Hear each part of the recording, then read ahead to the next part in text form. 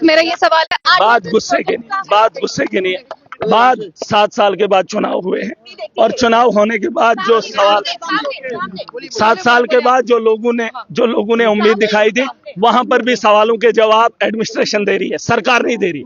जिस दिन चुने हुए नुमाइंदे, उन्हें सवालों का जवाब पता है। देखिए, जो 7 साल से गांव के अंदर थे, इलाकों के अंदर थे, जो आज नेता है, वो सारे सवालों के जवाब जानते हैं, लेकिन आज भी लिखत में उन्हें ब्यूरोक्रेट दे रहा है। मुझे तकलीफ हो रही है। वो ब्यूरोक्रेट जिसने मेरी आवाम को नचाया है, जिसने जम्मू कश्मीर को लूटा है, आज उसी का जवाब महराज सुनने के लिए ऐवान में नहीं आएगा। ऐवान में वही जवाब सुनेगा जो एक सड़क पे बैठा हुआ शख्स, जो ये नेता है, इन्हें सवाल भी पता है, उनके जवाब भी पता है। बस फर्क इतना है, ये इंप्लीमेंट कब करेंगे या अपनी कार्रवाई कब करेंगे, अपनी ताकत जनता के लिए कब दिखाएंगे, उन लोगों को कब रोकेंगे। रेत का माफिया है, स्कूल का माफिया है, शराब का माफिया है, सड़क का माफिया है, अस्पताल का माफिया है। उन चीजों पर रोक कब लगेगी, उस दिन का इंतजार महराज करेगा, वरना तब तक बोलना छोड़ेंगे। साहब कहते हैं आप अपना डीडीसी का एक्सपीरियंस यहाँ शेयर करें। आपका एक्सपीरियंस, ये अपना एक्सपीरियंस बताएं। मैंने 4 साल के अंदर 250 ट्रांसफार्मर्स लगाए। कोई मंत्री बता दे कि उसने अपने टेन्योर 70 लाख के बजट से अगर मैंने इतना काम किया, तो सोचो जम्मू कश्मीर के अंदर अगर मेरे जैसे मुख,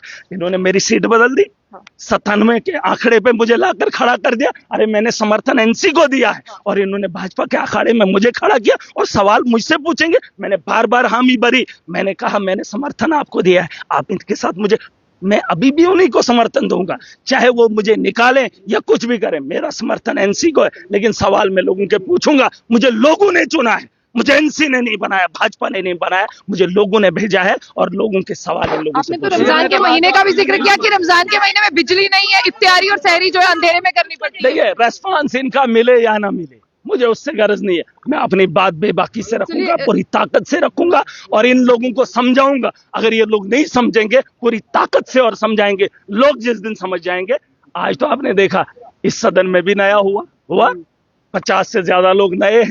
अरे मुझ जैसा आदमी भी पहली बार आया है, अभी सीट 97 की है, तो खिसकते खिसकते हम भी पहुंच ही जाएंगे। ऐसा नहीं है। जम्मू कश्मीर के हालात बदलने के लिए मुझे जो भी करना पड़े मैं करूंगा। देखिए, नौजवानों के मामले इन्हें नहीं पता है, बात करनी पड़ेगी इनको। अगर सदन में, अगर बजट के सेशन में उन्होंने ये बातें नहीं लाई, तो देख लेना जम्मू कश्मीर की आवाम इन्हें माफ नहीं करेगी। रमजान के महीने में आपने बिजली की बात की, लेकिन आपसे लगातार सोशल मीडिया पर मैं वही कह रहा हूं। मैंने अपनी आवाम को साफ बताया है। आज मैं आवाम में जब भी बात करूंगा तो मैं बात रखूंगा। मैंने कहा है जम्मू कश्मीर के अंदर खास करके मेरी कॉन्स्टिट्यूंसी के लोग किराया नहीं भरेंगे। सरकार ने साफ कर दिया कि पोल अभी खिताई सेनाब के अंदर नहीं है, तार अभी भी नहीं है, मेरे लोगों से किराया लिया जा रहा है। एलजी ने पिछले दिनों ऑर्डर निकालवाया, कहता किराया इकट्ठा करो, लोगों की तारें काट दो। और ये लोग कह रहे हैं कि संदर्भ में मैं हंगामा कर रहा हूं। मेरे कितने गरीबों की इन्होंने तारें काट दी और मैं यहाँ पर हंगामा ना करूं। जो गरीब रोता है, गिड़गिड़ाता है, उसकी आवाज न रखूं। सुन लीजिए, उसकी आवाज न उठाऊं तो अपनी आवाज करूं। और सुन लीजिए, मैंने अपने लोगों को कहा है किराया देना बंद करो। 200 यूनिट्स का वादा इन्होंने किया है। मेरा गरीब है, किराया देना बंद करेंगे, सरकार उसके बाद फैसला करेगी। बस इतना। उमर साहब ने आपको कहा ना कि आप उनके छोटे भाई, उन्होंने ये भी कहा कि आपका जो प्रोजेक्ट है वो सेंटर से कोई नाराजगी नहीं, मुझे किसी से कोई नाराजगी नहीं। मुझे जनता जो इस वक्त परेशानी हालत में है, उनका अजाला अगर सरकार से हो सकता है तो प्लीज कीजिए। रमजान का महीना है, 3 रोजे होंगे। अगर आज का रोजा भी गया, इफ्तियारी, सुन लीजिए, अगर इफ्तियारी के वक्त बिजली नहीं होगी, सहरी के वक्त बिजली नहीं होगी, तो ये दिन में वक्त तुमको नहीं लौटा पाऊंगा। बिजली का इंतजाम की गुहार लगाई है। मैं चाहूंगा उमर साहब और ये जो एडमिनिस्ट्रेशन के लोग हैं, वो बिजली का इंतजाम जो है खिताई से ना। तो फिलहाल मैं आपको बता दूं कि महराज मलिक जो है, उन्होंने बहुत सवाल पूछे रमजान के हवाले से भी। जिस तरह से यहाँ पर पीडीडी डिपार्टमेंट की बात करें, यहाँ पर देखिए काम हो रहा है, कितनी धीमी रफ्तार से उस प्रोजेक्ट पर। देखिए मैडम, आप फिलहाल ये अंदाजा लगा लीजिए कि इस दौर में हम देते हैं आरडीएस। सुन लीजिए, मुझे अभी बात करनी है, लेकिन मैं आपको पहले ही बता दूं। मुझे बताओ, एलजी ने मीटर लगाना शुरू कर दिया है, पोल लगाना शुरू कर दिया। गाँव के अंदर हॉस्टल में डॉक्टर लाने की बात हुई। शराब के ठेके गाँव के अंदर खोले। क्या स्कूल को बेहतर बनाने के लिए इन्होंने पॉलिसी बनाई?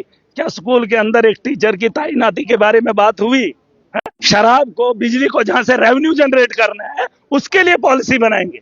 अरे पॉलिसी उसके लिए बनाओ जहां से हमारी नस्लें बेहतर बनेगी। सुन लीजिए, मैंने कहा इन्होंने रिहेबिलिटेशन सेंटर किसके लिए मांग की? आपने देखा भाजपा ने भी गुहार लगाई और बाकी लोगों ने भी गुहार लगाई। क्या बोला कि नशे से जो है लोग पागल हो रहे हैं, नौजवान जो है बिगड़ रहे हैं, उनके लिए रिहैबिलिटेशन सेंटर। ये नहीं बोलेंगे जिससे वो हो रहा है उसको बंद करेंगे, उसके लिए नहीं। हॉस्टल, ये इन लोगों ने, भाजपा ने 10 साल में नशे के माहौल को गर्म, सुन लीजिए, माफिया से नशा बेचा और आज इस सरकार से बोल रहे कि आप हॉस्टल खोलो। किनके लिए?